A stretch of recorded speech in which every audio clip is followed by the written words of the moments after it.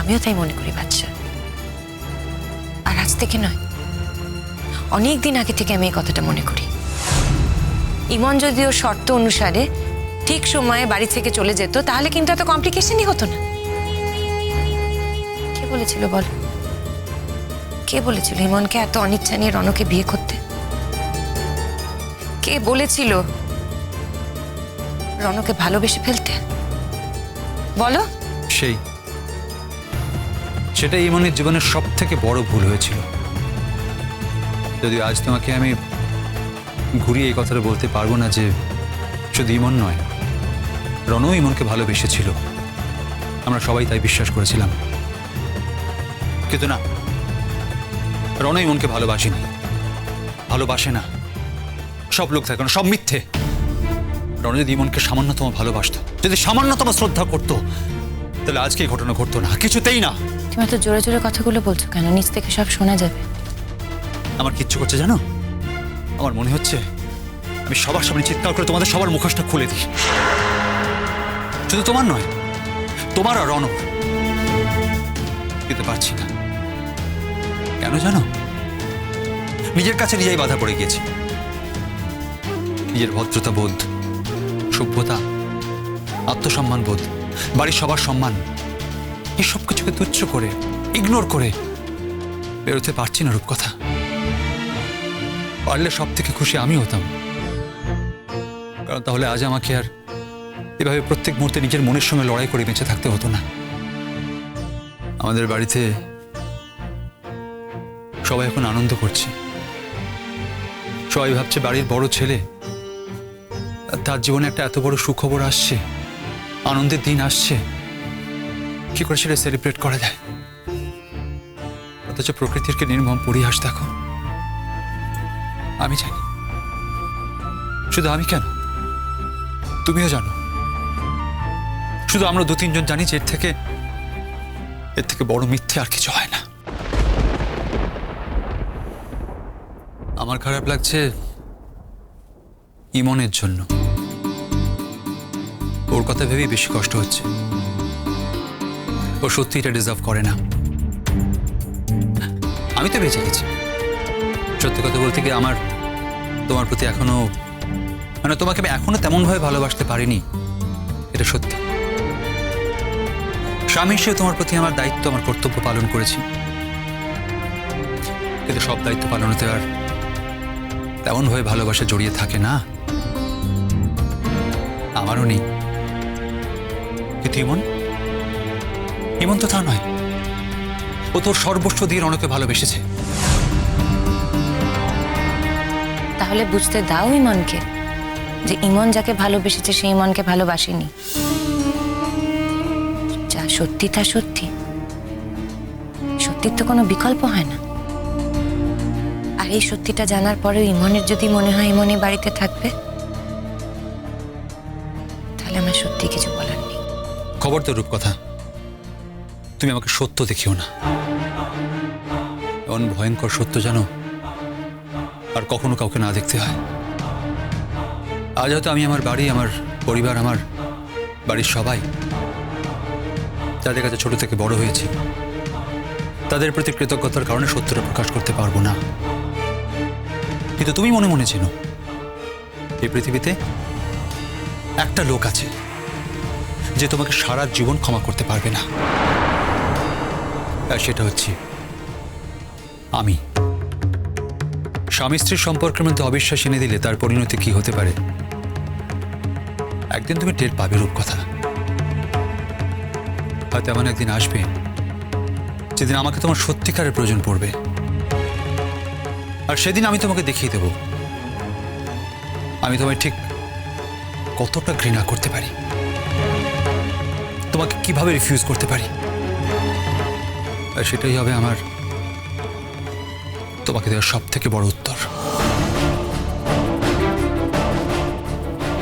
আমি আমার সত্যের কাছে অবিচল বাচ্চা, শুধু এই জন্য তুমি আমাকে ক্ষমা করে দিও। সত্যি ভালো বলেছ, সত্যি।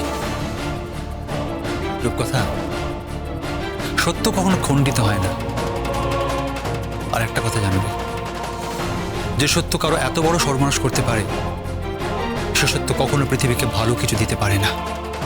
না, পারে না রূপকথা। তাই আর যাই হোক, তুমি অন্তত সত্যের বড়াই করো না প্লিজ। তুমি এখন অন্য ঘরে গেলে লোকেরা নানান কথা বলবে। কি বলতে চাইছো তুমি? তুমি অন্য ঘরে যেও না, এখানেই থাকো। তুমি শুধু অধার্মিক নও রূপকথা, তুমি একটা মিথ্যে মানুষ, ভয়ঙ্কর একটা মানুষ,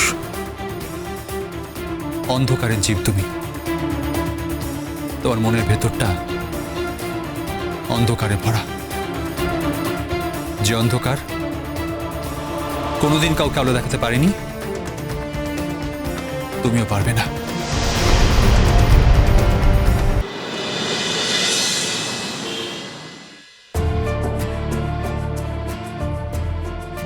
রূপকথা, তোমার সঙ্গে আমার কিছু বোঝাপড়া করার আছে।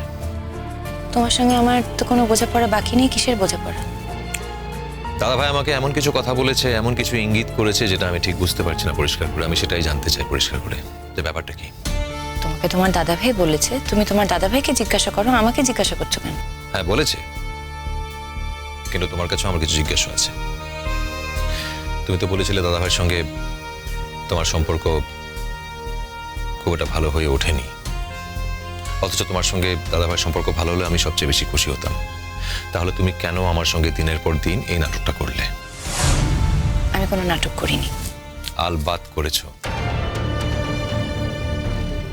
তুমি বলতে না যে আজ অব্দি তোমার দাদাভাইয়ের সঙ্গে একটা সুস্থ স্বাভাবিক বর্বর মতো সম্পর্ক গড়ে উঠলো না, তোমার মাঝে মধ্যে মরে যেতে ইচ্ছে করে, কেন বলেছিলে আমাকে? কিন্তু আমি তো কোনো মিথ্যে বলিনি। কোনটা মিথ্যে আর কোনটা সত্যি আমি সবটা জানতে চাই, বলো। তোমার মনে একটা সন্দেহ দানা বেঁধেছে বলেই কিন্তু তুমি একটা প্রশ্ন নিয়ে আমার কাছে এসেছো, অথচ তুমি নিজেই বলছো যে তোমার দাদাভাই কোনো একটা ইঙ্গিত করে তোমাকে কোনো একটা কথা বলেছে। তো এই প্রশ্নটা তোমার দাদাভাইকে গিয়ে করলেই আমার মনে হয় ভালো হয়। জিজ্ঞাসা করছি কারণ দাদাভাই আমাকে কি বলতে চাইছে আমার কাছে ঠিক পরিষ্কার নয়। আমি একটা কথা পরিষ্কার করে জানতে চাই, যে তোমার আর দাদাভাইয়ের মধ্যে কারেন্ট ইকুয়েশনটা কি, তোমাদের রিলেশনশিপ স্ট্যাটাসটা কি? যদি তোমার আর দাদাভাই সম্পর্কের জেরে তুমি কনসিভ করে থাকো, তাহলে এটা আমাদের বাড়িতে সকলের কাছে খুবই আনন্দের বিষয়, আমরা সেটা নিয়ে আনন্দিত হতে চাই। কিন্তু এই খবরটা শুনে দাদাভাই খুশি নয় কেন? দাদাভাই এমনভাবে আমার সঙ্গে কথা বলছে কেন, যেটার ইঙ্গিত আমার খুব একটা ভালো মনে হয়নি কেন? আমি কোনো মিথ্যে কথা বলিনি। আর তোমার দাদাভাই কি ইঙ্গিত করতে চেয়েছে সেটা তুমি তোমার দাদাভাইকেই জিজ্ঞাসা করো। কি সত্যি, কোনটা সত্যি আমি জানতে চাই রূপকথা। আমি কোনোদিন ভাবতে পারিনি যে এই কথাগুলো আমাকে নিজের মুখে বলতে হবে। তুমি কি পাগল হয়ে গেছো নাকি রূপকথা? আমার দিকে তাকিয়ে বলো, তুমি এমন কিছু বলতে যাচ্ছ যেটা শোনার পর আমি এখানে স্থির হয়ে দাঁড়াতে পারবো না কি? আমি এরকম কোনো ভয়ঙ্কর কথা বলতে চাইছি না। ডাক্তার বলেছে যে আমি কনসিভ করেছি।